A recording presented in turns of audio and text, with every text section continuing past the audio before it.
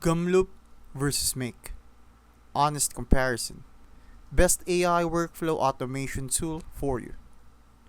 I'm going to tell you which AI workflow tool might actually suit you best, Gumloop or Make.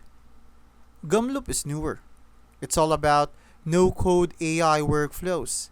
Think GPT, image generation, webhooks, all in one. Super visual interface. It's great for creators and marketers who need AI in the loop fast without coding. But it's still early, so fewer integrations and community support. Make, on the other hand, is mature. You get tons of app integrations, detailed logic paths, and advanced automation. It's better for complex systems, SaaS, back-end ops, or business-grade workflows.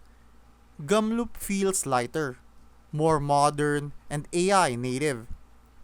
Make feels deeper, with more control, but steeper learning curve. If you want quick AI flows with nice visuals, try Gumloop. If you need full-scale automation with serious integrations, go with Make. Both are solid, depends how deep you want to go.